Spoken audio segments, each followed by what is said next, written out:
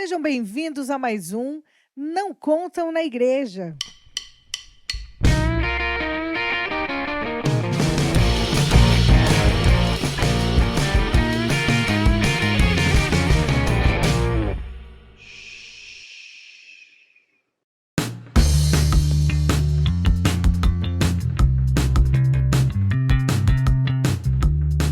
Olá, gente! Sejam bem-vindos a mais um Não Contam na Igreja podcast. Eu sou a Animaida.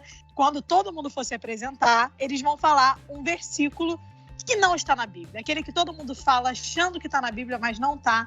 E eu vou começar com um dos meus favoritos. Água mole, pedra dura, tanto bate até que fura. Eu sou a Li Romero.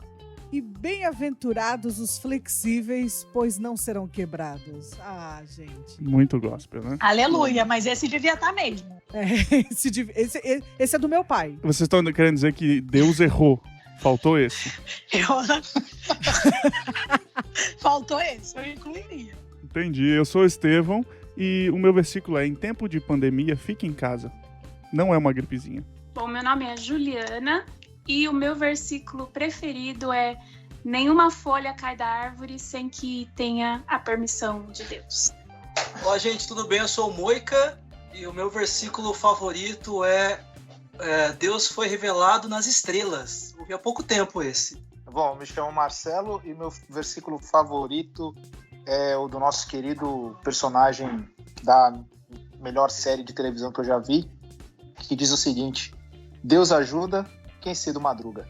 Gente, hoje nós estamos aqui para falar de um assunto que não é muito falado e que, quando é falado, ele não é muito explorado. Nós vamos falar sobre a Coreia do Norte. E não apenas sobre a Coreia do Norte, mas como funciona um pouquinho do sistema de educação de lá. Vamos falar sobre bastante coisa. E por isso nós estamos com essas pessoas aqui. O Marcelo, ele é professor de História. E a Ju e o Moica, eles estudaram durante muito tempo a Coreia do Norte. A Juliana, inclusive, fez o TCC dela sobre educação na Coreia do Norte. E são mais do que especialistas no assunto. Por isso eles estão aqui hoje. A gente quer agradecer muito a presença de vocês. E é isso aí.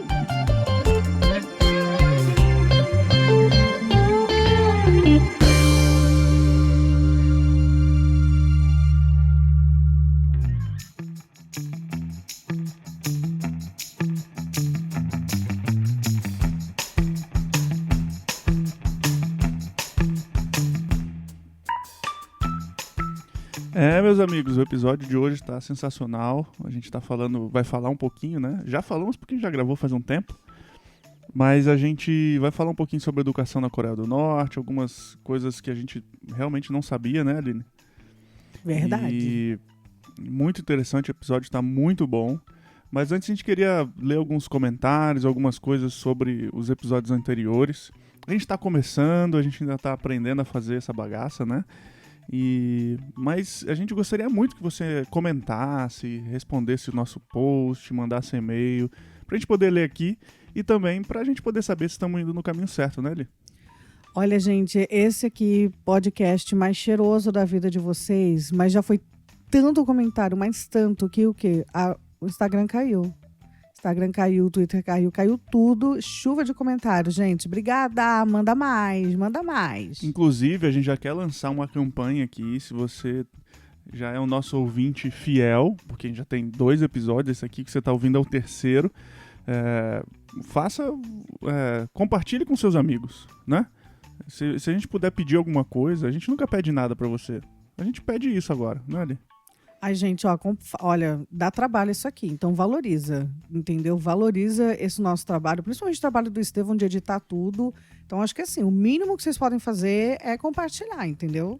E se você já faz isso nas suas redes sociais, começa a mandar no WhatsApp, porque o WhatsApp hoje, se tá lá, é verdade, né? É verdade, manda no grupo da família. Manda no grupo da família e tal. O episódio de hoje falando sobre educação na Coreia do Norte, vocês vão ver que tem alguns paralelos interessantes. Manda lá, fala aí, gente, olha só. E é legal porque o grupo da sua família normalmente odeia a Coreia do Norte, odeia comunismo. E aí você já manda e aí o povo vai ouvir, é legal, entendeu? No final, a gente não tá aqui pra essas coisas, mas eles vão conhecer mais a Coreia do Norte, conhecer mais o nosso podcast e quem sabe se tornar ouvinte também.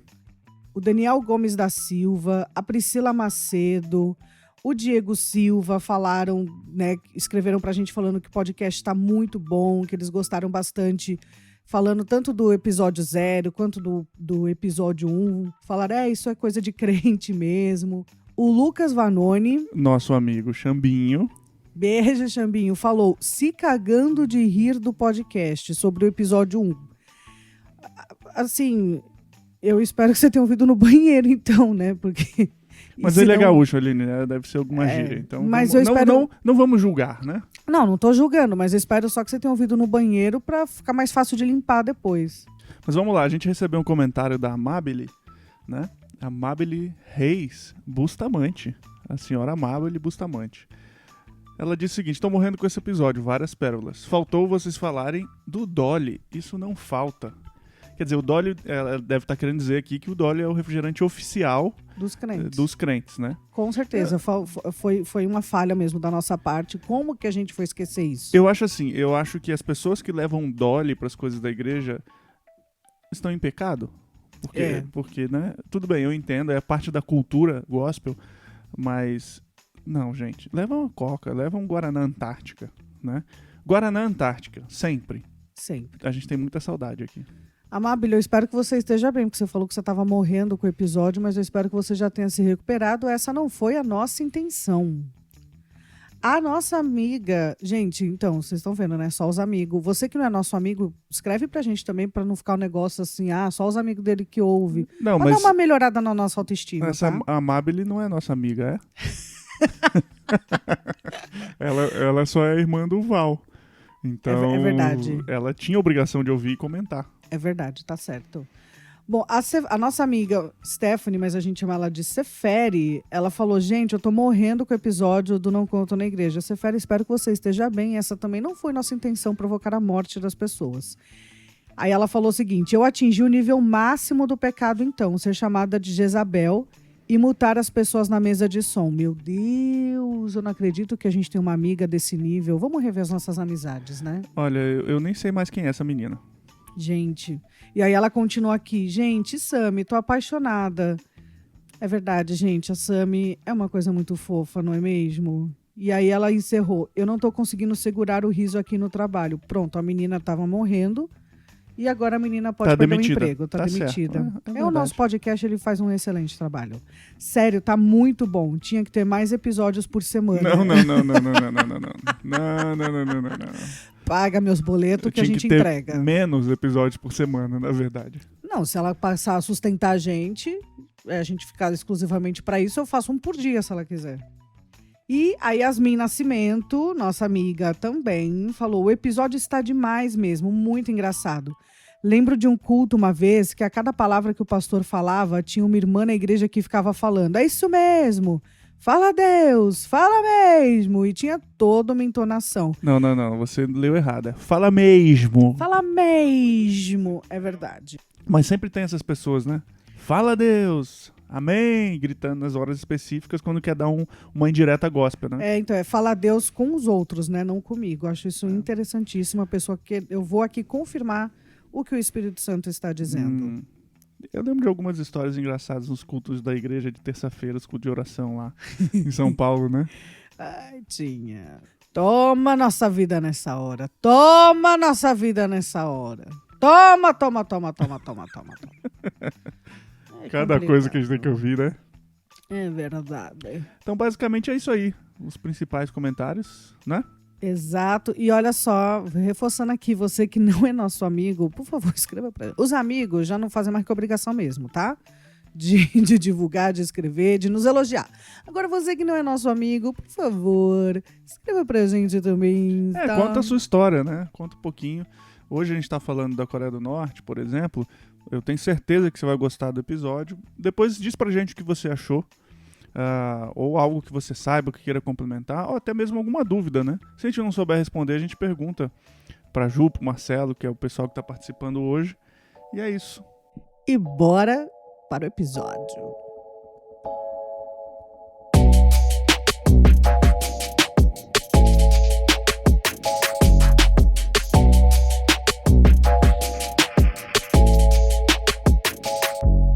Acho que vale a pena a gente fazer um breve disclaimer aqui, que nossa proposta aqui não é fomentar nenhum tipo de polarização, né? Infelizmente, hoje a gente tem vivido tempos difíceis nesse sentido. No Brasil, hoje em dia, você não pode dizer que você é de direita nem que você é de esquerda, porque isso gera um mal-estar terrível, você perde amizade, etc. Então a gente também tem que quebrar um pouco desse... Eu acho que o podcast vai servir para isso também, né? A gente tem que quebrar esses paradigmas, né? De, porque a pessoa defende um sistema de esquerda, ou ela é mais da esquerda, ou o cara é mais de direita, ou ele é mais liberal, neoliberal. Então eu não converso com esse tipo de pessoa. Não, por que não conversar? Por que não dialogar? Por que não entender o lado do outro e tentar mostrar o seu lado sem que haja vencedor, entendeu? Acho que a gente está aqui para isso também, né? Com certeza, Marcelo. Eu acho que uma das propostas é esse diálogo, né? E é o que a gente não tem tido hoje. E eu vou dizer mais, não é só perde o amigo se você pensar diferente. Você, em alguns casos, é condenado ao inferno praticamente. Se torna pecado você pensar, agir diferente. E digo mais, se você é crente e tipo, eu sou mais para a esquerda, meu Deus do céu, é como se tivesse um versículo bíblico dizendo, não serás de esquerda, meu filho, entendeu? E veja, a gente precisa dialogar. O crente, ele precisa ser o cara que é moderado, mano. Porque é assim que a Bíblia diz, né? Esse aí tá na Bíblia mesmo, né? E que é a gente ter esse espírito de moderação, não é ser radical. Radicalismo é burrice, né? Para começar, mas é principalmente algo que não deve fazer parte da vida do crente. E a gente condena, às vezes, ao inferno gente que é irmão em Cristo e que vai estar do nosso lado no céu. Que a gente não sabe, né? A gente está condenando gente pro céu, pro inferno e vai estar lá no céu para toda a eternidade. Você vai ter que aguentar, né? E enquanto outros que a gente coloca no céu, não tem nada de céu, entendeu? Enquanto gente que cita versículo bíblico e fala Deus acima de tudo, não vai estar lá, né? Sem indiretas aqui, mas eu tô falando sério. Amém. Que fala assim, verdade, a gente defende a família e não sei o que lá, mas não vai estar. E não é porque a pessoa, às vezes, politicamente está mais perto do outro lado, que, não é crente, é irmão em Cristo. E uma das coisas que a gente está esquecendo hoje é que o que Jesus deixou como característica do povo de Deus, do seu povo, do povo dele, é o amor uns pelos outros. Quando Jesus fala em João para os discípulos, lá entre os capítulos 13 e 15, que ele dá uma conversa longa de despedida, ele é muito claro, olha, vocês serão conhecidos pelo amor uns pelos outros. A gente estava numa igreja esse ano e o pastor fez uma série de mensagens, mais ou menos um mês, né, Li? Foi isso. Sobre política e a primeira que eu achei muito interessante, um pastor fazer uma série de pregações sobre isso. E às vezes eu comecei a pensar que isso deveria ser muito mais comum no Brasil, né?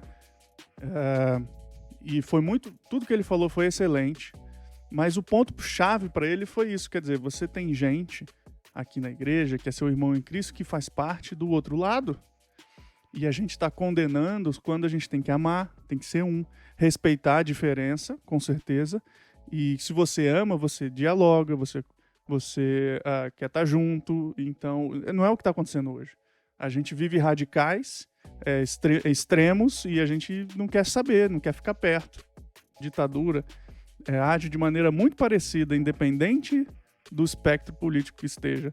Eles têm ações muito parecidas. Então, você vai traçar alguns paralelos a regimes fascistas, um pouco da época da ditadura no Brasil e coisas assim. O que a gente vai falar aqui hoje tem a ver com regimes de esquerda, ditatoriais, extremos, e que isso não sirva para aumentar polarização nenhuma, mas para entender a realidade de um país e que te leve a orar por isso, sabe?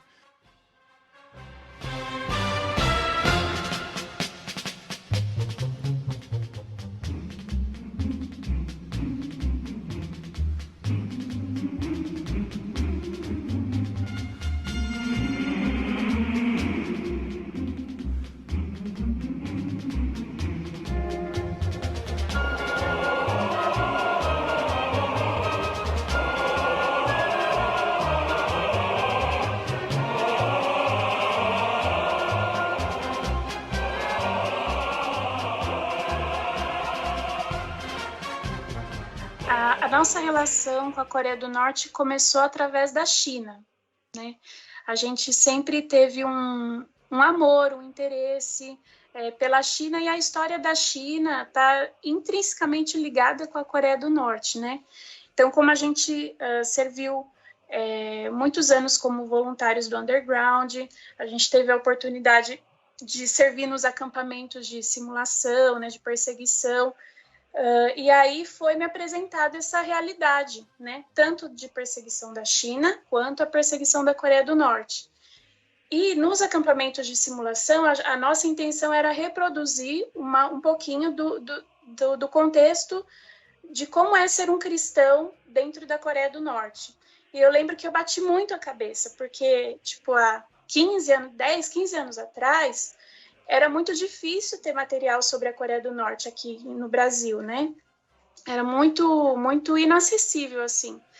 Então, muita coisa eu tinha muito desejo de entender melhor, até porque quando a gente tem mais conhecimento, a gente pode orar de forma mais assertiva, né? E agir também, né? A Coreia do Norte, ela fala que ela tem 100% da população alfabetizada, né? Desde que ela começou toda a revolução e a ideia de alfabetização em massa, né? Mais ou menos parecido com o que aconteceu em Cuba, mas ela traz esse dado, né? Não, nós temos 100%, nem Cuba traz esse dado, acho que o dado de Cuba era 98% ou quase 99%. Mas Coreia do Norte afirma ter 100% da população alfabetizada. E como que é isso, né? Porque a gente sabe que é um país que tem tanta restrição, um país que tem muita miséria, que tem muita falta de liberdade, né? Falta de liberdade de expressão e tal. Então, como que seria isso? Então, isso que me instigou também a procurar saber como que é essa educação lá, né?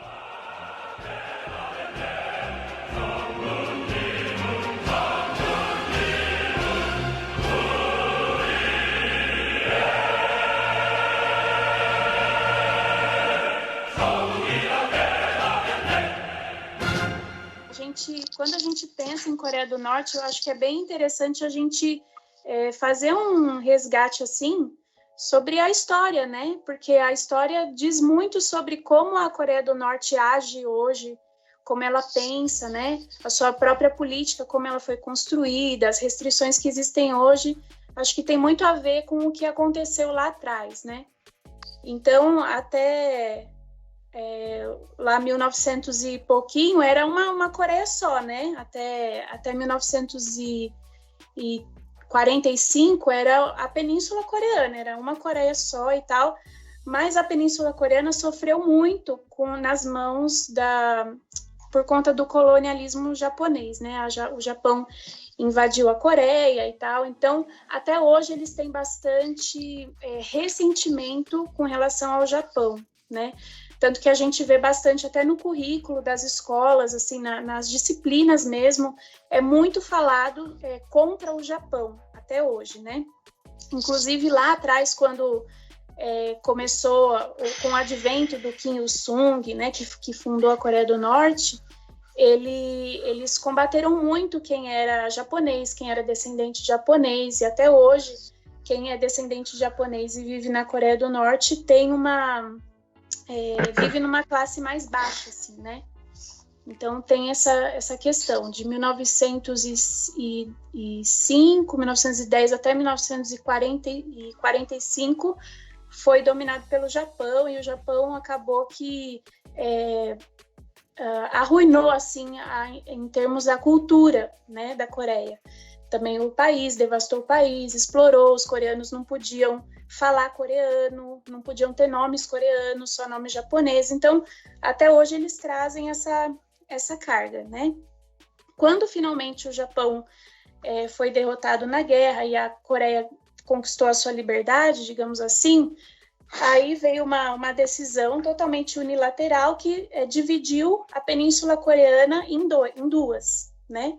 Lá com o paralelo 38, então ficou a Coreia do Norte, um país, a Coreia do Sul, outro país, né? Essa era uma época, né, com o fim da Segunda Guerra Mundial, em que as grandes potências que venceram, na verdade, que eram os Estados Unidos e a União Soviética, eles começaram a se sentir começaram a sentir-se no direito de dividir o mundo entre si, né? Então, o que aconteceu na Coreia foi a mesma coisa que foi feita na Alemanha, por exemplo, né? Então, vamos rachar aqui, um lado vai ser de um, outro lado vai ser de outro, né? Basicamente isso. Então, o que a Ju falou que foi unilateral, que nesse caso da Coreia, né? Foi os Estados Unidos falou, não, vamos dividir aqui, isso aqui vai ser nosso, antes que eles queiram tomar tudo para eles. É interessante a gente parar para pensar no seguinte aspecto, que o povo coreano, aí a gente pensando do lado do norte, né, os norte-coreanos, depois da divisão e etc., mas o povo do norte da Coreia, da Península Coreana, eles nunca conheceram o que para nós chamamos de democracia. Ou seja, eles saíram de uma dinastia, eles foram dominados pelos japoneses, aí os japoneses perderam a Segunda Guerra Mundial, e depois disso veio o sistema socialista com a União Soviética, e aí a divisão do país. Então, assim, para nós, por isso que para nós, assim, falar sobre a Coreia do Norte, tentar entender o sistema norte-coreano, a mentalidade de um norte-coreano, como que ele se comporta no seu dia a dia. E legal você falar isso, Marcelo, porque o nosso conceito de liberdade, como é diferente, né? Eles têm um conceito de liberdade muito forte, né? Através até da ideologia Juche, que foi a ideologia que o Kim Il-sung ele se inspirou lá nas ideias marxistas, leninistas e tal. Só que depois que a União Soviética ruiu, né, digamos assim, que o comunismo ruiu, o Kim ele quis se desvencilhar dos termos comunismo, do termo comunismo. Ele ainda manteve um pouquinho lá o termo socialismo, mas ele quis se desvencilhar para dizer assim, olha, nossa ideologia é única, nossa ideologia não tem nada a ver com o comunismo, nossa ideologia ela foi refinada e por isso ela é eterna e ela cabe tão bem para nós. A liberdade para eles é a liberdade coletiva, é a liberdade da nação, né? Então a ideologia Juche traz esses 3 pilares, que é a autonomia política, autonomia econômica e autonomia militar. Então, quando eles pensam em liberdade, em autossuficiência, que é mais ou menos o que traz essa ideia da palavra Juche, né, que significa mestre de si, né, o senhor de si, né, o homem é o senhor de si e tal. Então, eles trazem essa ideia de que, sim, nós somos livres enquanto nação, né? Então, eles sempre pensam nessa questão do coletivo, né? Então, a gente precisa pensar em ações revolucionárias que possam nos manter como nação independente, por conta desse histórico mesmo, sempre foram explorados, colonizados e tal. Então, eles têm essa noção de liberdade bem diferente da nossa, que é uma noção mais individualizada, né? Sim, mas essa noção, Ju, construída pelo Kim e tal, e por isso que a gente vai falar também essa questão da educação, porque isso é construído desde criança, desde a infância na escola, né? Colocar na cabeça deles essa ideia de sistema, de maneira de independência, de liberdade, coisas assim. Exatamente. A educação ela é um instrumento ideológico, ela é um aparelho ideológico assim, 100%. Então, para educar as pessoas, e isso está bem claro assim, nos documentos oficiais, nas teses da educação socialista, que é um documento bem importante que o Kim Il-sung escreveu, ele traz isso claramente. O nosso objetivo, através da educação, é formarmos seres revolucionários e manter o nosso status revolucionário no país. Qualquer tipo de conhecimento que não agregue, que não venha ao encontro dos interesses revolucionários, não vale para nós, né? Então, eles trazem isso de forma bem clara, bem incisiva mesmo. No entanto, que estava analisando aqui um livro didático que ensina a língua, tipo, que ensina o coreano. Dos 40 tópicos, dos 40 capítulos que tem no livro, 25 são totalmente ideológicos.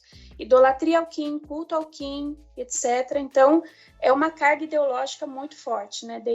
Desde a pré-escola, né?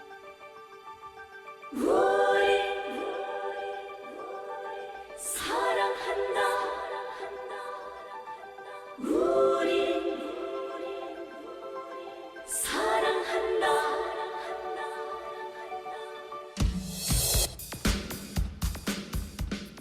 quando o país foi dividido, emergiu a figura do Kim Il-sung, né, como um combatente, um guerrilheiro que lutou bravamente contra os japoneses. Então, a figura dele era muito aclamada, ele era muito querido, então, por conta disso, ele veio se tornar o líder na Coreia do Norte, né, que já estava sob a tutela da União Soviética. E foram, assim, de certa forma, tempos áureos, assim, porque a União Soviética investia, então eles tinham mesmo como manter essa autonomia e tal. Mas depois da queda da União Soviética e tudo, tinha muitos embargos econômicos e tal, então a Coreia do Norte se viu numa situação bem complicada, né? No entanto, que veio a Grande Fome, né? E aí muitas pessoas, milhares, milhões de pessoas morreram no país e tal, mas até então o povo norte-coreano sempre acreditou muito assim nessa questão de que nós somos um país que não temos nada a invejar do resto do mundo, nós somos um país autossuficiente, nós estamos construindo a nossa história, finalmente, né? E aí, quando o Kim Il-sung, que foi o primeiro, ele faleceu, quem tomou o poder, né, quem já estava, né, ele preparou todo o cenário para isso, o filho dele, né, o Kim Jong-il. E depois do Kim Jong-il, o Kim Jong-un, que é o atual, que a gente conhece, né?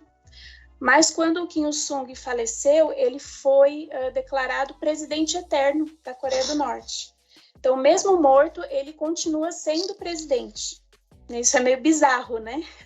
Essa ideologia que foi criada pelo Kim Il-sung, ela fala sobre essa questão da importância do país ser autossuficiente, essa independência do país, de ter o seu protagonismo, etc. Mas por muito tempo foi dependente da União Soviética, depois da China, e é da China até hoje, né, essa dependência. Mas depois que ele morre, essa ideologia ela ganha um aspecto ainda mais religioso, né? Em que o Kim Il-sung ele é alçado a tipo Deus, né? Exatamente. Na própria Constituição e tudo, ele é tido como a estrela da manhã, o sol da justiça, uma figura bem reforçada assim, nessa questão mística e tudo, bem endeusado mesmo. E é interessante você falar isso, né, Estevão, que eles defendem essa bandeira de autossuficiência, mas sempre tiveram que depender muito, né? Mas como que eles justificam isso? Eles falam assim, olha, nós, por exemplo, as ajudas humanitárias que chegam para a Coreia do Norte, assim, em larga escala, isso não é um problema para eles. Então, assim, nós podemos, sim, receber ajuda, mas nós não aceitamos que ninguém diga o que nós vamos fazer com essa ajuda. Então, isso para eles é autossuficiência. Nós podemos receber ajuda, sim, mas a gente tem total autonomia sobre o que a gente vai fazer com essas intervenções externas, né? Então a Coreia foi dividida, o Kim Il-sung se torna o líder desse país novo, com apoio da União Soviética, da China também, que tinha recém realizado a sua revolução comunista. E aí o que acontece, né? O Kim Jong... Não é Kim Jong-un, é Kim Il-sung. Nesse momento já teria sido condenado à morte, né? O Kim Il-sung, então, resolve, com o apoio da União Soviética, invadir o sul da península, a Coreia do Sul, né? Não é isso? E aí, então, começa essa guerra, a Guerra das Coreias, que também daria um outro assunto à parte, mas o mais importante, eu acho que reflete o que está acontecendo hoje, é que essa guerra nunca acabou, né? Eles nunca assinaram nenhum tratado de paz, nada, né? Ficou num impasse, né? Até hoje estão em estado de guerra. A Coreia do Norte, eu acho que pensando também nessa questão de autossuficiência, dessa ideologia, e é lógico, essa é a ideia, né? Você, para ser um país independente, você tem que ser forte militarmente. Então, investe muito no militarismo, nessa ideia de ter bomba atômica e coisas assim. E é por isso que a maior parte dos recursos do país vão exatamente para os militares, né?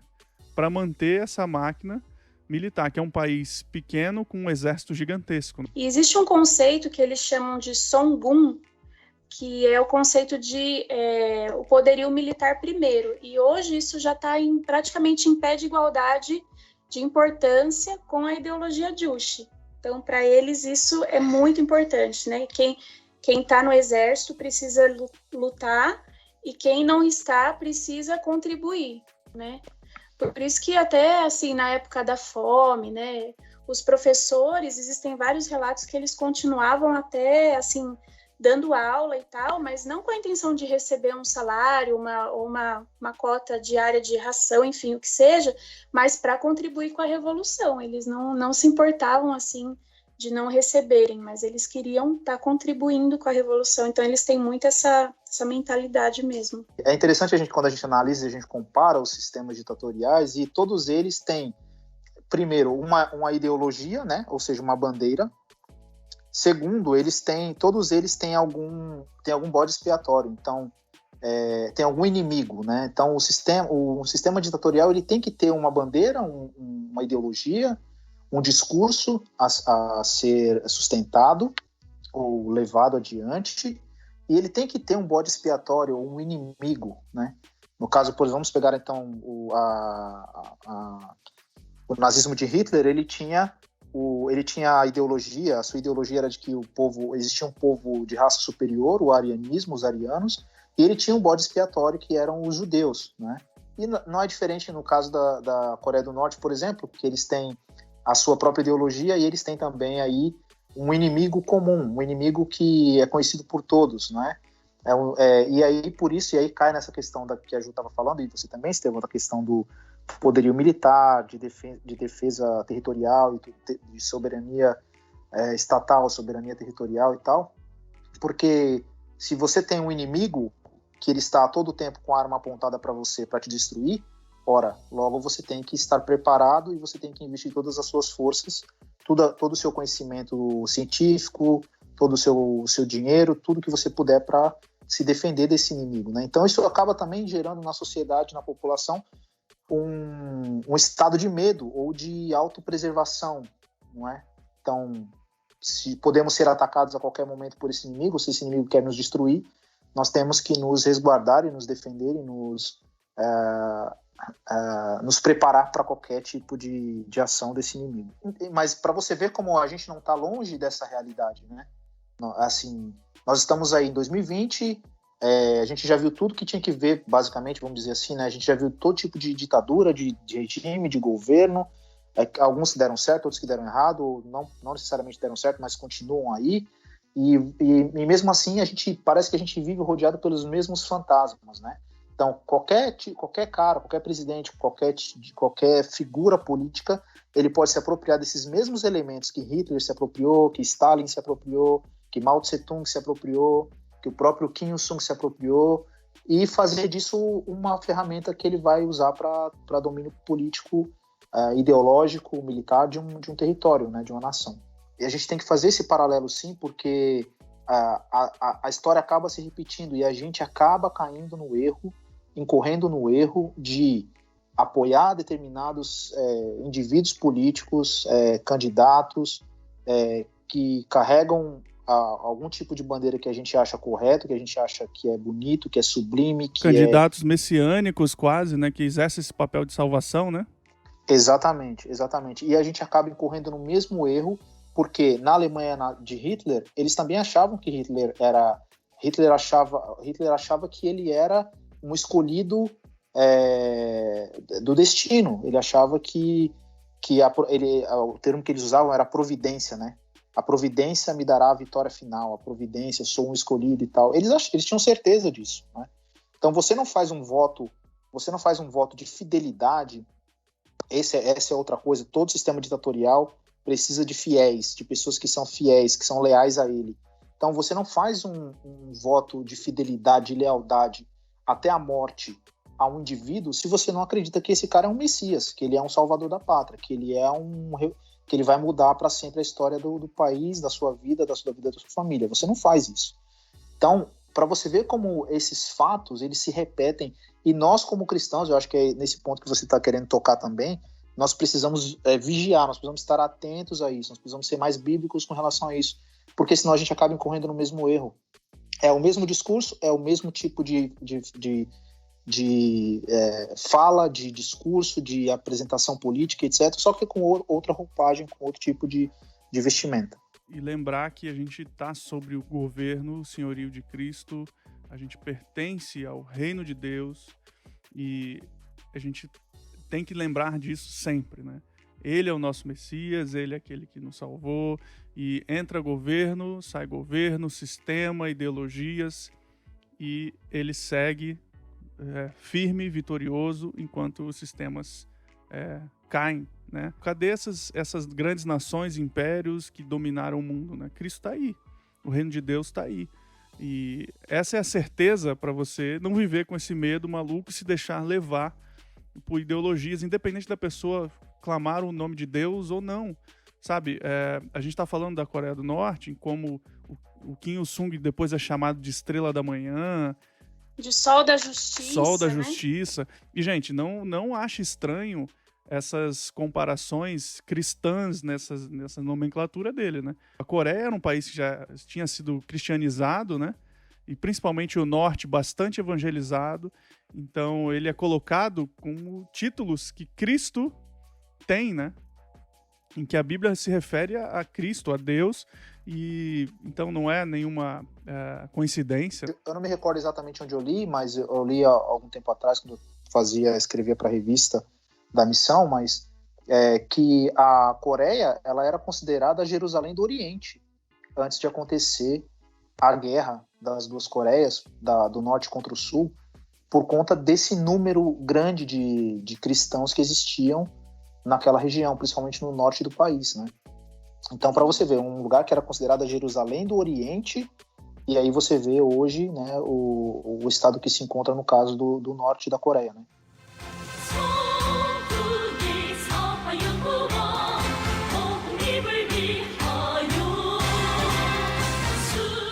Como que o sistema do norte-coreano atua na formação das crianças e adolescentes, Ju? Bom, através não só da educação formal, né, das escolas, mas também das, tipo União da Juventude, sabe? Esses grupos, né? Grupos de estudos políticos, né? E esses grupos acontecem em todas as esferas, assim, desde as fábricas, das escolas, né? Desde criança. Então, a ideologia perpassa tudo isso, mas especialmente nas escolas, o currículo ele é bem saturado, assim, a criança desde pequena ela vai estudar a infância do Kim, tanto do Kim Il-sung como do Kim Jong-il, da mãe deles e tudo mais, e vale até ressaltar aqui, quando a gente pensa na história dele, que o avô do Kim Il-sung era um pastor. Isso é muito louco, né, assim, a gente vê na biografia que o avô dele era pastor e ele, assim, né, se distanciou totalmente, né, dessa história. Mas, enfim, então as crianças aprendem desde cedo, né, dentro da sala de aula tem a imagem deles ali, e eles falam muito isso, né, as pessoas que fogem da Coreia do Norte, elas lembram muito disso, que os olhos do grande líder e do querido líder, né, respectivamente o Kim Il-sung e Kim Jong-il, eles pairavam sobre todos o tempo todo, né? E no processo educativo também, não existe assim você conceber, por exemplo, uma redação na escola sem citar o grande líder, né? Ou você fazer um poema sem que esse poema faça referência, ou uma música que seja sem que faça referência ao grande líder, né? Então... Aí já para reforçar, é quase que a onipresença dele, né? Desde cedo, né? Sim, sim. E em todas as disciplinas, isso que assim, chega a ser assim, engraçado, assim, nos problemas de matemática, nos problemas enfim, nos enunciados de ciências, biologia, sempre estava a figura do Kim Il-sung ali, né? E também nos... problemas, por exemplo, assim, 8 meninos e 9 meninas estão cantando hinos em louvor a Kim Il-sung. Quantas crianças estão cantando no total? Né? Então, os trabalhos falam muito sobre isso, né? As músicas que as crianças aprendem na escola, por exemplo, para onde nós fomos? Nós fomos para a floresta. Para onde estamos indo? Estamos passando por cima das colinas. O que vamos fazer? Vamos matar os soldados japoneses.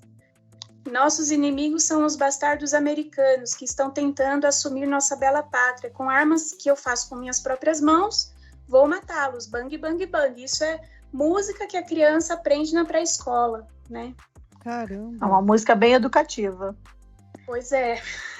Mas sabe o que é interessante mostrar o papel da educação, né, nessa ideologia? É que você cria pessoas que ou elas são realmente apaixonadas, né, porque elas foram doutrinadas a isso, e pessoas que estão constantemente com medo, né?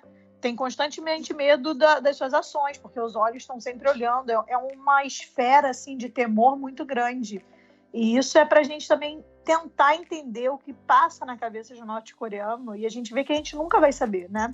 A gente nunca vai entender, porque nenhum de nós foi criado numa esfera assim tão bizarra quanto essa. Mas isso, Ju, que você falou aí, né, de mostrar nessa questão aí de enunciado numa prova, de musiquinha, que essas crianças aprendem, me lembrou muito do filme Jojo Rabbit.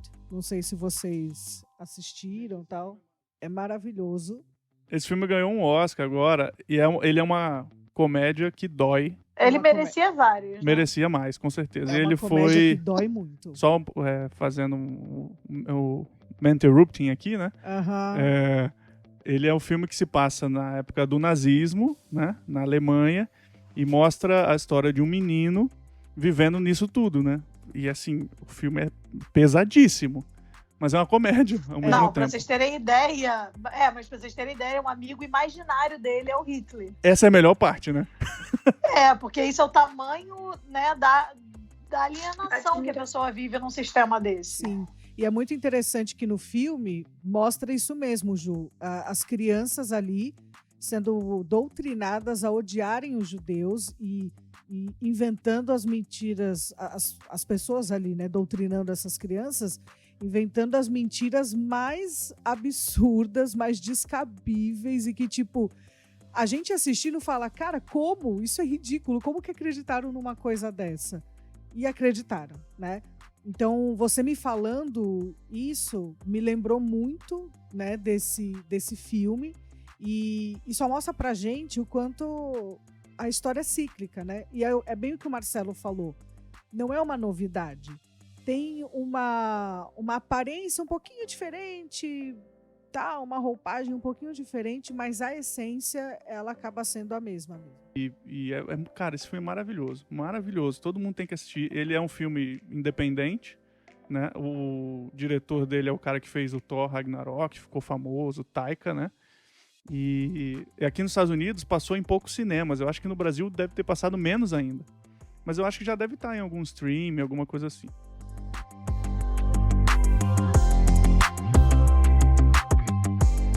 Eu acho que hoje os cidadãos norte-coreanos eles já superaram, assim, em grande parte aquela ideia de que a Coreia do Norte é um paraíso, que foi o que os Kims pintaram. Eles já sabem já se ligaram que não é isso. Acho que quando a fome bate e quando os seus parentes começam a morrer, você começa a questionar muitas coisas, mas os cidadãos não têm força para se engajar e se unir contra esse governo, por conta dessas pontas que foram tão bem amarradas, né? A questão das espionagens, das sessões de crítica e autocrítica. Todo cidadão norte-coreano precisa fazer precisa participar dessas sessões, seja na esfera do trabalho, né? Seja na esfera da escola. Então, pensando num aluno, por exemplo, toda semana ele precisa escrever uma confissão de pelo menos 3 atos errôneos que ele cometeu naquela semana. E ele precisa também escrever sobre outro colega, o que o outro colega fez de errado. Ele é obrigatório. Então, mesmo que ele tenha que inventar alguma coisa, ele precisa fazer essa confissão. Então, tudo isso para contribuir com o governo, porque talvez o governo não daria conta de passar os olhos sobre todos os cidadãos. mas eles colocaram a própria população trabalhando nisso, né? Então, muitos norte-coreanos falaram assim que não é possível você confiar em ninguém, nem nos membros da sua própria família, né? Você não pode falar uma coisa assim em voz alta que você pensa contra o governo, porque assim, literalmente as paredes têm ouvidos. Eu estava lendo uma entrevista essa semana de um norte-coreano que fugiu em 2016, então ele vivenciou bastante coisa, né?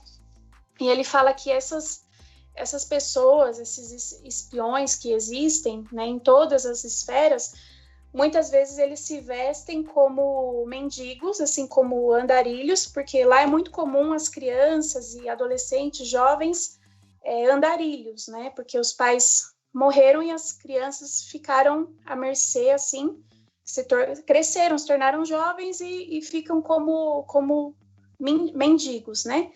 Então, muitos desses espiões se vestem dessa forma, mas assim, com escutas, com walkie-talkie, com tudo, para denunciar qualquer medida, qualquer ação que possa ser suspeita, né? E quando você denuncia uma ação que venha a ser suspeita, você recebe alguma vantagem em troca, né? Então, para quem está em situação de fome extrema, de necessidade extrema, vai topar entrar nesse sistema, né? Então, isso é bem incentivado nas escolas também, assim, dos alunos se delatarem e às vezes até mentirem, falarem coisa que nem existe, mas só porque tem que fazer mesmo tem que participar dessas sessões de crítica e autocrítica. Toda a população é dividida entre aqueles que são plenamente leais ao partido, aqueles que são neutros e aqueles que são reacionários ou aqueles que são negativos assim para o governo, né?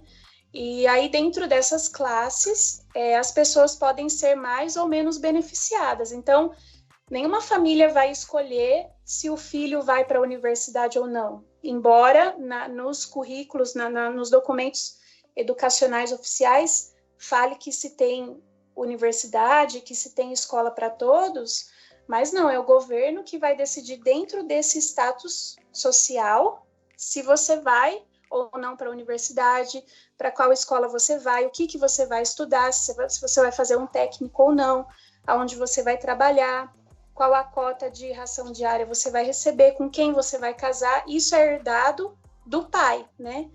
Então, se lá atrás o seu familiar foi um combatente que lutou contra os japoneses, ao lado do Kim Il-sung, enfim, a sua linhagem está garantida, digamos assim, né? E daí que vem toda aquela ajuda humanitária que a Coreia do Norte recebe, que não chega para a população em geral, a população nem sabe que a Coreia do Norte recebe essas ajudas, porque vai para o exército e vai para os leais ao partido, para aqueles que o governo considera que não são uma ameaça, né? E então, e dentro dessas três classes, dos leais, dos neutros e dos reacionários, ainda a população, lá atrás, acho que na década de 60, que o Kim Il-sung, junto com a equipe dele, fez um mapeamento de todo o país e dividiu todas as famílias em 31 subclasses, né? E essas classes sociais que a gente fala aqui no socialismo, né? A gente aprende isso, que no socialismo não existe classes sociais, né? Seria um modelo igualitário e tal, mas essas classes, elas restringem mais a mobilidade do que as classes sociais num país como o nosso, por exemplo, né? Então, restringe muito mais a mobilidade das pessoas. Só que aí, com a pessoa que se via em vantagem por ela ser de uma família leal, hoje em dia já existe como você viver uma vida melhor, digamos assim, mesmo não sendo de uma família leal ao partido, por conta do mercado clandestino. Então, hoje em dia, da fronteira da China para a Coreia do Norte, passa desde DVD da Beyoncé, até cigarro, até moto, calça jeans, passa de tudo. Então, a gente vê que tudo envolve dinheiro, tudo envolve um grande jogo de poder, né, de dinheiro. É claro que esse passa, ele vem com propina para os oficiais e gente que se utiliza dessa posição de militar para permitir que isso aconteça, né? Porque não é, não, eles conseguem passar e ninguém vê. Não, gente vê e ganha por isso. Né? Exatamente. Então, pode passar, assim, e para o governo já não é mais um problema passar. É só que eles querem receber por isso. Eu lembro que, acho que eu ouvi isso de você falando, que eles falam, né, ensinam na Coreia do Norte, por exemplo, que foi o Kim Il-sung quem criou a tabela periódica, né? Sim. E aí, é um negócio assim muito chocante, tipo, gente, não, né? Não foi ele. O pneu e o micro-ondas também. Mas é um gênio, né? É um cara, assim, muito à frente do seu tempo mesmo. Me fez lembrar rapidinho que uma professora, um relato de uma professora de primário, assim, ela conta que na época ela tinha que ensinar toda a doutrinação política e tal, e acho que com uma idade de 24 anos, não sei qual a idade que ela tinha na época, ela não sabia como eram concebidos os bebês. Ela ainda não sabia. Mas o que eles falavam, gente? De onde vêm os bebês? Do Kim. Mas ele vai ter uma fábrica? Mas é tipo, é cegonha, vem do repolho? Como que é isso?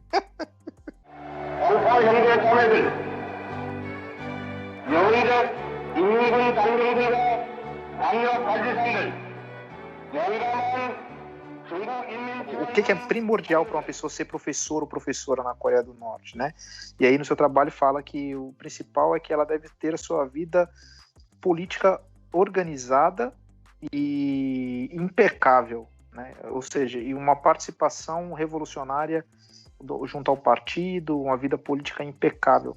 Não é qualquer indivíduo que consegue lecionar na Coreia do Norte, não é qualquer pessoa. Então essas pessoas, elas são, embora no trabalho também dá a entender que não há abundância, mas o partido norte-coreano, comunista norte-coreano, ele é muito, muito seletivo, né, quando ele escolhe os docentes. Exatamente, mesmo que teve uma época que eles lançaram uma campanha também na área de educação, porque estava com poucos professores, e eles fizeram tipo um curso intensivo, assim, né? E eles falaram, claro que acho que foi na época do Kim Jong-il, e ele fez lá um discurso que ele falou, a gente sabe que essas pessoas, né, esses novos professores não vão ter o mesmo nível de qualidade no ensino, mas o que importa para a gente é que essas pessoas sejam leais ao partido, né, e eduquem as crianças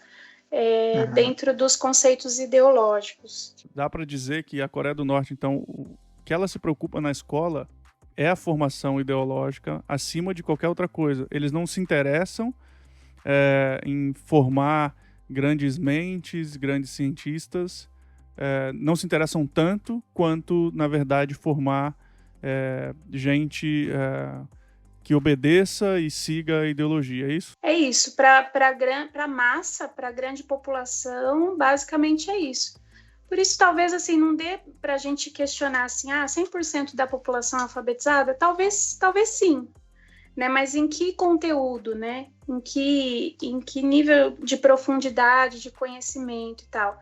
Mas aí, é claro que nas universidades, principalmente as grandes universidades que estão na capital, existem muitos estrangeiros até lecionando lá. Eu tenho um livro de um cara que ele é inglês e ele passou, acho que quase um ano lecionando na Coreia do Norte, e ele escreveu um livro defendendo mesmo o país, falando que lá não existe perseguição, não existe falta de liberdade, mas porque ele estava só na capital, só com acesso à elite, né? E na elite, com certeza, existe uma qualificação maior, né? Até porque, por conta da questão militar e da questão da ciência mesmo, das armas nucleares, eles precisam ter profissionais nessa área, né, da ciência. Mas não para as grandes massas, assim, né, para a elite mesmo. É muito triste, né, a gente pensar, Uma vez eu vi um artigo, assim, de um norte-coreano, aquilo me deixou bastante, assim, chocada, sabe? Ele fez uma declaração, assim, tão simples, mas que diz tanto.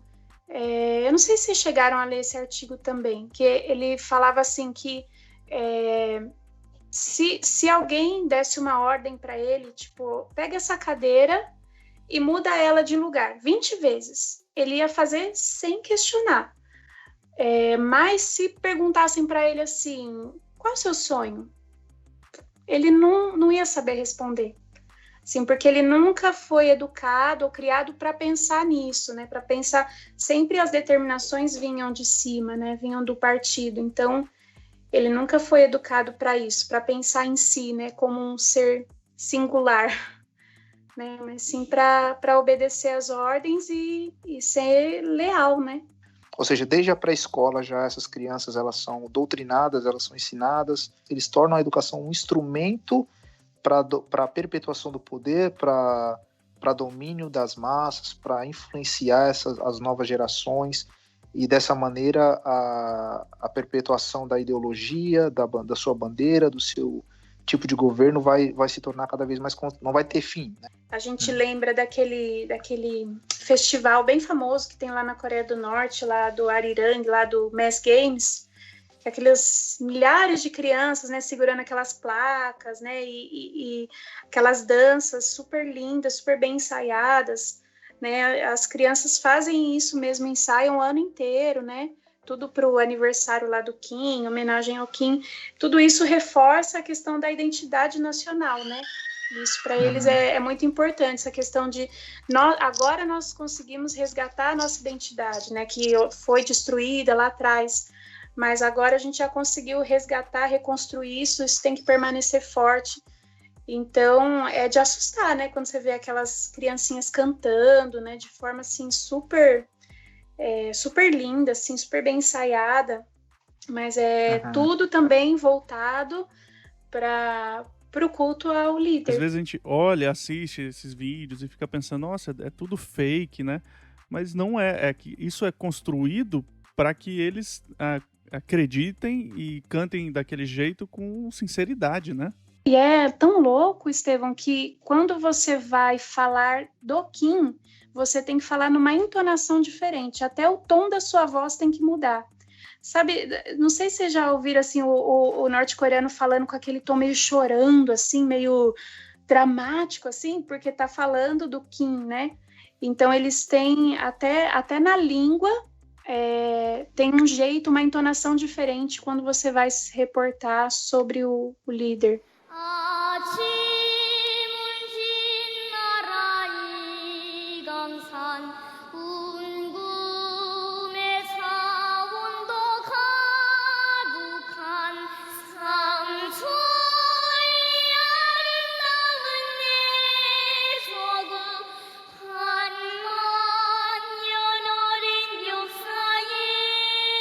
Gente, olha só, o Moica se apresentou, você que está nos ouvindo, o Moica se apresentou e depois nunca mais, porque já fica aqui a lição para você, ouvinte, que é casado, que é pai, que este homem tá o quê? Tá apoiando a mulher dele, entendeu? Para ela vir aqui falar, divulgar o trabalho dela, não sei o quê, e ele assumindo que é a paternidade, foi lá cuidar do filho, foi adiantar o almoço, então fica essa lição para você. Mas o Lucas também tá cuidando do Noah, né?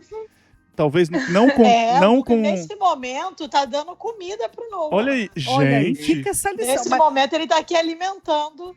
Mas o Lucas, neste episódio, nem se apresentou, entendeu? Não, mas tem um destaque. Diferente do Marcelo, que abandonou os filhos e tá aqui gravando, né? Exatamente. É o que você deve ser versus o que não ser. Gostaria de dizer que essas crianças aí, as crianças chamadas Felipe e Luquito, eles foram doutrinados em sua infância a obedecerem suas mulheres. Ou seja, não foram, não. Eu que tive que doutrinar. Porque o Lucas não foi ensinado assim, não. Ele foi servido a vida inteira. E hoje ele é um homem aqui participativo, alimenta o filho. Nemaida e o Não, o homem não ajuda, ele faz. Ele faz, exatamente, Ju. Marcelo, não vamos criticar, né? Você talvez poderia aprender um pouquinho. Mas, gente, vamos deixar o Moica falar, gente. Não, vamos continuar exaltando aqui a Tati, a esposa do Marcelo, porque com certeza merece. ela merecia ser elevada ao papel Canonizada. de Nossa Senhora dos Crentes, alguma coisa assim, porque olha, esse rapaz não é uma pessoa fácil, não. Ô, Moica, uma coisa, e você, né, como professor, o Moica, ele não falou isso, mas ele é professor também. Sim, Astrólogo. astrólogo, faço carta astral, pode mandar, pagando bem que mal tem, brincadeira. Missionário bonitão. A pergunta, Moica, a Terra é plana? Deixa pra lá. Segue. Rapaz, eu já tive que responder isso até pra pastor, você acredita? Sério? Que é isso, velho? E o cara falou assim, você tem que me comprovar na Bíblia. Eu falei, mas que? Eu falei, me comprova o senhor na Bíblia que a Terra é plana, tá? E a gente faz uma linha de raciocínio menos insana, né? Você tá vendo como Ele ficou chateado. é a doutrinação, gente? Tá vendo? Olha aí. Vai chegar um momento que as crianças vão estar aprendendo na escola que a Terra é plana. Vigia. Rapaz, acho que não tá muito longe disso não, viu? Mas, ô, Moica, você até como professor, eu lembro quando a gente decidiu por essa pauta, tal, uma coisa que a gente conversou foi apresentar mais a Coreia do Norte do que somente a perseguição aos cristãos, do que somente campos de trabalhos forçados. Então, essa questão da educação, mostrar coisas aí que muitos cristãos não têm conhecimento. E até traçar esse paralelo, porque, por exemplo, na Reforma Protestante, a gente vê justamente o quê? Os reformadores investindo na educação. E a começar com, por exemplo, a tradução da Bíblia, né? Tornar disponível em outras línguas. E a gente vê esse reflexo até hoje na Europa, por exemplo, né? Que até hoje... E aqui nos Estados Unidos, né? Aqui também. Principalmente. Aqui também. Então, a importância da educação no sentido de não simplesmente tipo, meu filho, o pai estudou e precisa ter melhor educação para entrar na melhor universidade e ter o melhor emprego, mas como isso é para a vida toda, não é só para a gente ganhar dinheiro, não é só para você ter um trabalho, mas como isso influencia a nossa vida toda. E aí a Ju contando para a gente, né, de toda essa doutrinação. Então as crianças vão para a escola lá na Coreia do Norte, tem toda essa doutrinação e aí crescem com esse ódio de japoneses, com esse ódio de americanos, ódio, enfim, de outras... Não só ódio, mas amor pelo Kim. Ódio e amor pelo Kim, é verdade. Quer dizer, o objetivo da educação, como a gente já falou aqui, de apenas ideológico, né? E aí, Moica, de repente você fala um pouquinho da tua experiência até mesmo como professor, que é algo que transcende a sala de aula, né? E como que você, ao longo aí dos anos de convivência que a gente tem, você já compartilhou testemunhos, né? Você estava lá dando aula de geografia, mas como que, através disso, aquele aluno foi tocado, foi alcançado, e você pode até compartilhar um pouco além, né? Sim, até nas aulas de filosofia também, né? Nas aulas de geopolítica, da geografia, história, e é muito doido isso, né, Li? Como assim, a gente não deixa de ser cristão, né? Por ser historiador, por ser geógrafo, por ser pedagogo, a gente não deixa de ser cristão. Aliás, a gente é cristão antes de tudo isso, né? E fazendo um link do que vocês falaram dessa questão da reforma, né? Cara, a reforma ela foi um ato muito libertário, né? No conceito do protagonismo individual mesmo, do cara ter esse entendimento de... Eu não preciso... Eu vou aprender a ler, mas não apenas para ler a Bíblia, mas para eu saber ler a vida também fora dessa religião, para eu saber dialogar, né? Eu lembro uma vez, assim, que eu estava dando uma aula de filosofia, apresentando alguns conceitos e tal, e em algum momento a gente ia falar muito de paternidade, muito de sociedades matriarcais, patriarcais, e era apresentado o conceito, né? E é interessante que uma aluna, nesse período, ela não tinha pai presente na família dela, eu sabia por causa da questão do contexto da escola, de eu ter muito conhecimento da reunião de pais, essas coisas. Então, e ela numa aula me chamou de pai. Ao invés de me chamar de professor, me chamou de pai. E aí fiz uma brincadeira com isso tal, e beleza, passou. num segundo, terceira semana, aconteceu a mesma coisa. E daí foi muito louco que eu até brinquei. Eu falei assim, imagina, né, pai, né? Eu estou com vocês, assim, apenas 2 horas por semana, né? 2 horas por semana eu tô com vocês ensinando e tal. E daí eu lembro que a menina parou, olhou pro nada, assim, pensou, olhou pra mim e falou, mas professor, eu tenho mais tempo de qualidade com você do que com a minha mãe, com a minha família. Ai. Cara, foi muito doido isso. Foi bem doido, porque é bem forte isso, né?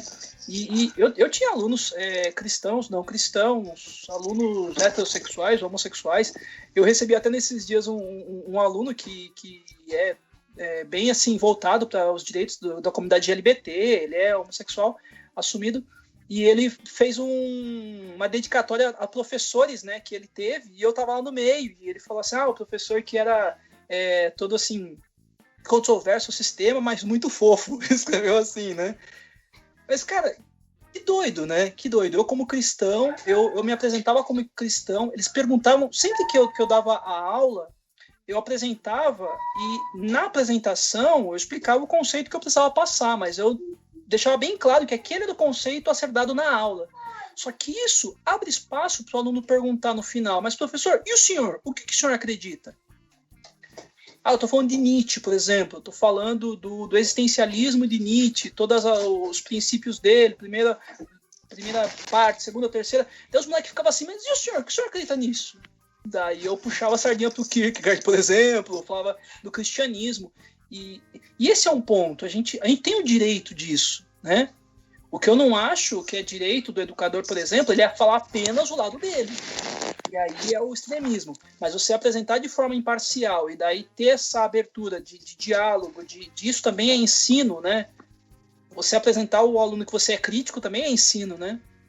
É que a gente, crente, a gente quer cristianizar o mundo através da imposição de leis, de sistema, de coisas que a gente tem, por exemplo, na igreja, ou que a gente meio que impor a cosmovisão cristã ao mundo, sabe? Tipo, islamizar o bagulho, entendeu? Fazer a Sharia, a lei religiosa. A Sharia gospel, né, mano? E a mesma coisa nas escolas, gente, sabe? Não é impor o cristianismo.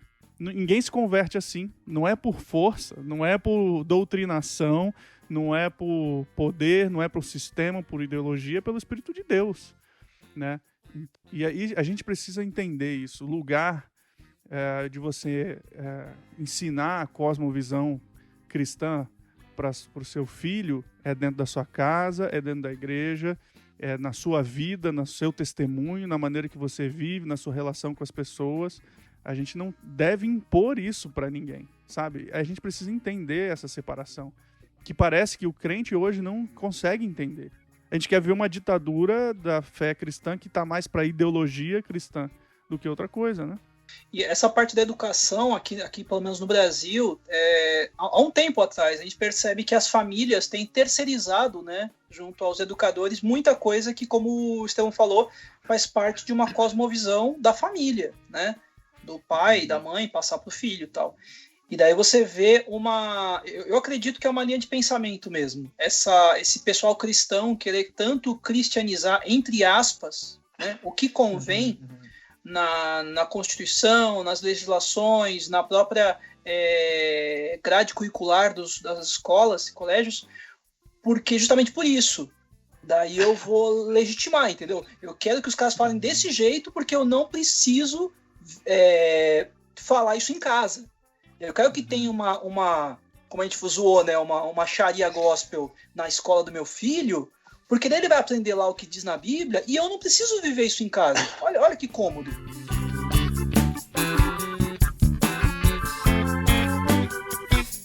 E eu queria já caminhar para o encerramento, pensar junto aqui o que a gente, de maneira prática, pode fazer com relação ao que a gente ouviu aqui hoje, principalmente sobre a situação da Coreia do Norte. Cara, eu acho que a primeira coisa que a gente deve fazer, né, é o que todo cristão deve fazer, nós devemos orar. A gente tem que orar. E trazendo para o nosso contexto, eu acho que a gente tem que pensar sobre tudo isso que a gente falou aqui, até no âmbito político mesmo, de nós nos educarmos procurarmos entender, não reproduzir conceitos que está todo mundo falando e a gente sai reproduzindo por causa dessa polarização mesmo, mas nós temos que nos educar, estudar sobre. E como já foi dito também, a gente não pode querer uma Sharia gospel, a gente não pode querer doutrinar todo mundo no cristianismo, senão a gente estaria fazendo exatamente o que a Coreia do Norte faz e outros países fazem, só que é o contrário, né? É algo distante de nós, e a gente se sente impotente diante disso tudo, e realmente a gente precisa orar por isso, né? Porque é um país inteiro debaixo de uma opressão terrível. Imagina, essas crianças desde cedo, como a Ju falou, a gente estava conversando, desde cedo instruídas a viver nesse regime em que a pessoa não tem nenhum sonho, não tem nenhuma, ideia de sair disso ou de ter coisas, de viver uma vida diferente, porque ela é ensinada e doutrinada a obediência cega e a adoração a um cara que está morto ou o presidente atual, né? A gente precisa orar porque é uma situação terrível. A gente sempre, lógico, vamos orar pelos cristãos que estão lá, os nossos irmãos, a nossa família em Cristo, mas a situação daquele povo, com certeza, a gente precisa orar muito por eles. Esse é o ponto principal, né? A gente tem realmente que orar pelos nossos educadores, né? Assim, pela educação no nosso país, no Brasil, para que melhore as coisas, porque eu acredito que através da educação a gente vai conseguir construir uma sociedade menos injusta, onde as pessoas possam usufruir dos mesmos direitos, igualdade e tudo mais.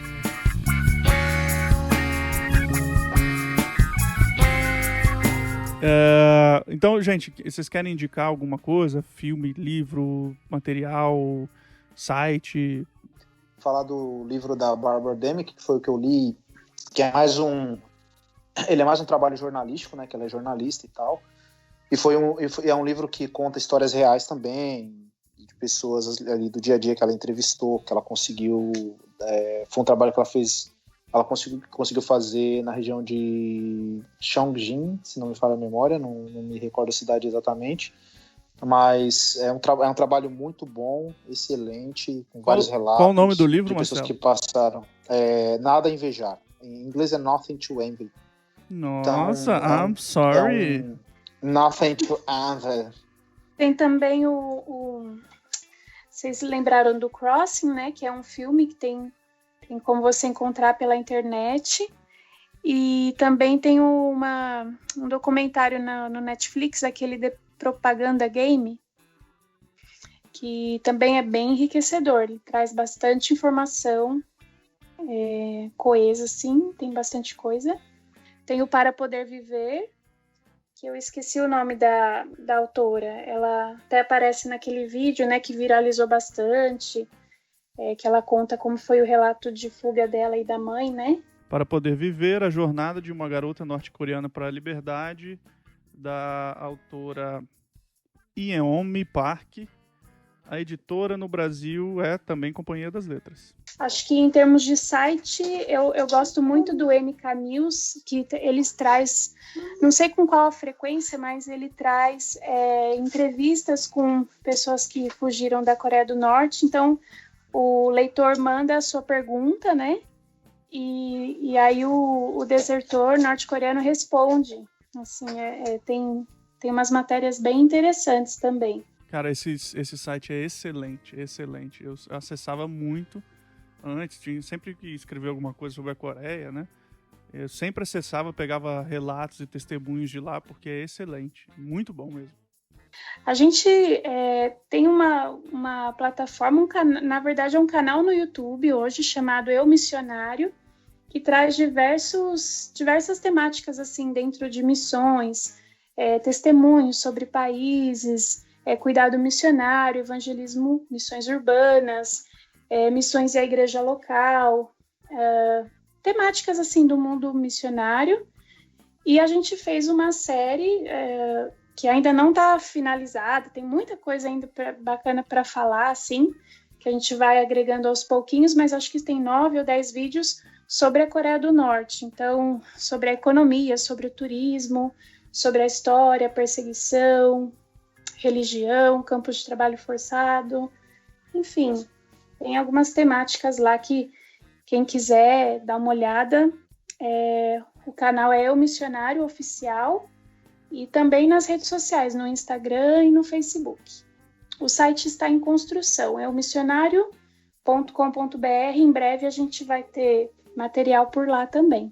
A Ju e o Moica, eles são professores e tudo isso que a gente já falou aqui, mas eles também são missionários, têm atuado já há alguns anos, tempo integral, e trabalhado hoje nesse processo de cuidado, de conscientização, de ensino, de instrução. Eles estão muito envolvidos na área de missões, até por isso que eles estão... a gente acha que eles têm um pouco dessa autoridade para falar, né?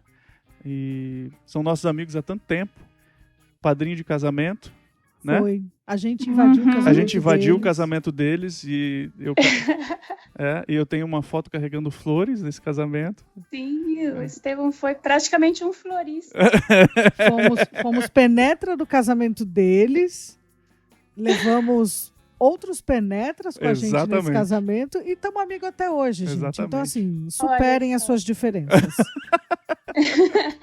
Então segue lá o canal deles, Eu Missionário Oficial. Procura nas redes sociais. Eu vou colocar o link no post e eles vão estar sempre por aqui, né? O que eu gostaria de indicar é a série The Handmaid's Tale. Sempre me atrapalho. Translation, do you want it? Em português, eu acho que o livro é O Conto de Aya. O Conto de Aya. O Conto da Aya, né? O Conto da Aya, né? Conto da Aya, alguma coisa assim. Gente, essa série não tem como assistir e não lembrar da Coreia do Norte. Apesar de não se passar na Coreia do Norte, mas não tem como assistir e o que a gente conhece, né, sobre a Coreia do Norte, cada episódio é tipo, gente, isso é muito Coreia do Norte, como pode? E pode, né, gente? Então não é tão ficção assim. Uma das coisas que eu acho muito interessante, não é só toda a questão da ditadura, mas é como é uma ditadura religiosa. E é meio que a Coreia se tornou isso, né? Como a gente já falou aqui hoje. Realmente é muito boa essa série. Ela é difícil, é pesada. Não no sentido pornográfico, mas no sentido de violência. É um terror psicológico. Ele é pesado, mas dá pra você... Como eu falei, lá atrás eu citei o livro 1984, é nesse sentido, é uma ficção, mas para você tentar entender um pouco do que se passa nesse mundo, nesses países que vivem sob regimes assim, né? Agora, essa série realmente ela é sensacional. Eu também recomendo. Quem puder assistir, assista. Muito boa. Eu acho que no Brasil ela tá passando na Amazon Prime e agora na Globoplay, pelo que eu vi. Então, é isso. Eu já indiquei o 1984 e o Crossing. Gente, o Crossing é um filme maravilhoso, pesadíssimo, dói, é triste. Vai ser um pouco difícil de achar. Se eu achar algum link, eu ponho no post. Mas é uma história de um pai que tem que fugir do país para ter medicamento para a esposa que está doente. E aí nisso tudo acontece, o cara é meio que preso e tem que fugir, e o filho fica abandonado. Cara, é uma loucura. E é um retrato do que acontece hoje, 2020, nesse mundo que a gente às vezes tem tanto orgulho de dizer que está avançado e tal, né? É muito triste e vale a pena assistir. Gente, foi muito bom estar com vocês hoje. Com certeza foi um debate muito enriquecedor. A gente acabou falando um pouco mais, né, além da Coreia. Mas foi muito bom. Muito obrigada a todo mundo que participou e a todo mundo que ouviu também. E um beijo. Me junto aqui a Nemaida aos agradecimentos. Muito obrigada pelo tempo de vocês, pela disposição. Obrigada a você que nos ouviu até aqui. Continue, tá bom? Afinal de contas, vocês já sabem que aquilo que eles não contam na igreja, a gente conta aqui.